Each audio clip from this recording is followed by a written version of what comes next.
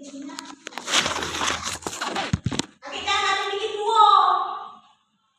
Kesalahan kalau saya itu tidak benar. Ya, tiga teori definisi. Kenapa? Oh, tidak boleh buat satu. Tiga itu sudah minimal atau angka kalau kita mau menyimpulkan. Ya. Jadi nanti tiga teori ini saya pilih. Kita harus bikin kesimpulannya. Kesimpulan. Tapi ini poin penting. Kita tidak boleh menyimpulkan sendiri. Setelah kita ambil teori ini, ya. Terus pas disimpulkan, tidak kita bebek. Tidak kita boleh. Tidak boleh. Kesimpulan ini kita harus ambil dari tiga teori.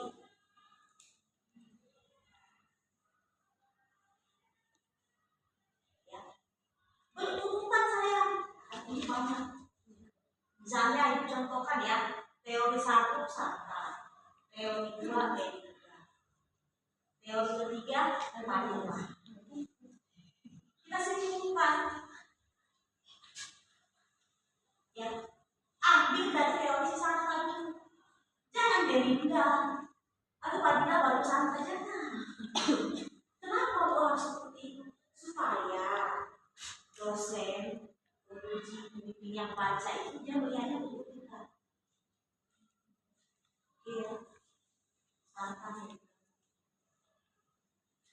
Terus, ibu kalau santai yang meminta ini agak-agak mirip teorinya, jangan diambil.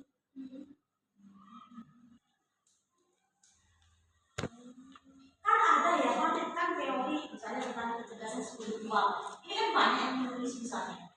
Bu, kalau banyak titiknya bagaimana? Jangan diambil yang lain.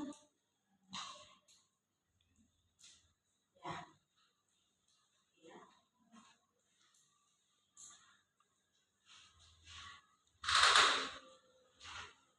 Yang terakhir, poin penting di dalam menyimpulkan definisi.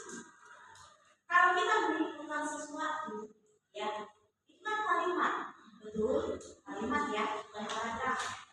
Kalau paragraf itu banyak, ini kalimat titik artinya akhirnya. Di dalam kalimat itu,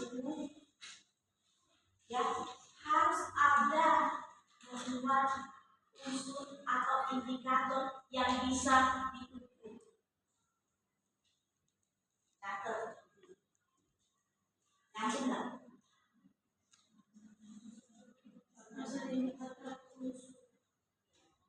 Jadi jangan bikin kesimpulan, saya contohkan ya.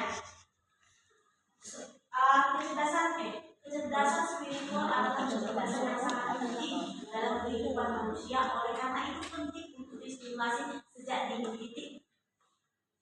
Ada nggak unsur-unsur di dalam kalimat itu tadi yang bisa diukur? Kira-kira? Hah? Tidak ada. Nyata nggak? Coba cermat dulu. Karena kebanyakan mahasiswa itu menulis kesimpulan itu seperti itu. Jadi tidak boleh.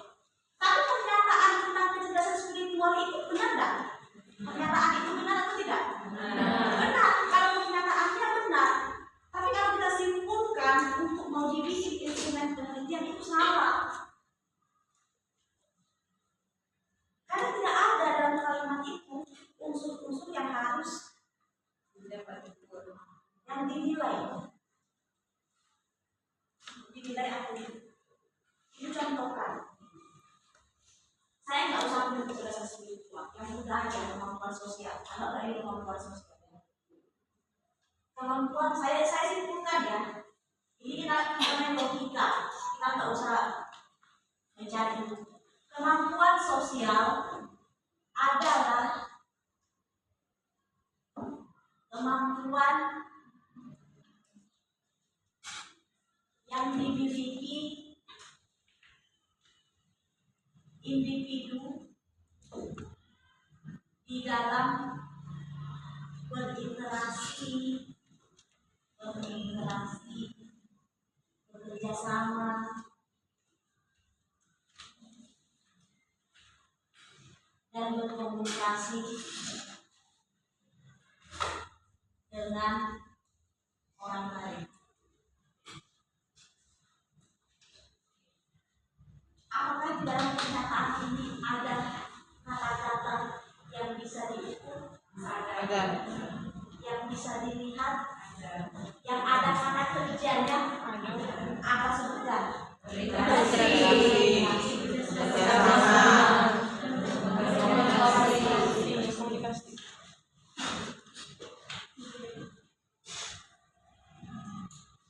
Ya.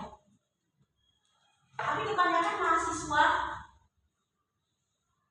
di kesimpulan kemampuan sosial adalah kemampuan yang sangat penting dimiliki oleh anak usia ini. Oleh karena itu penting untuk diskusi. Betul, pernyataan itu betul. Salah tidak pernyataan? Tidak salah. Tapi kalau kita mau bikin dalam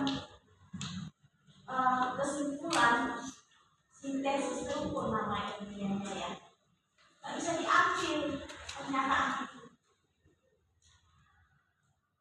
Jadi hati-hati mengambil 3 teori itu, harus hati-hati. Harus ada aspek indikator yang bisa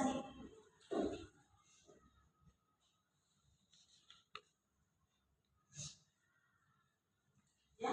Jadi jangan pas ketemu misalnya baca buku nih, baca artikel, baca jurnal. Kemampuan sosial adalah kemampuan yang sangat penting dimiliki oleh setiap manusia. Bisa diambil. Itu definisi bukan? Definisi, tapi tidak ada aspek di dalamnya.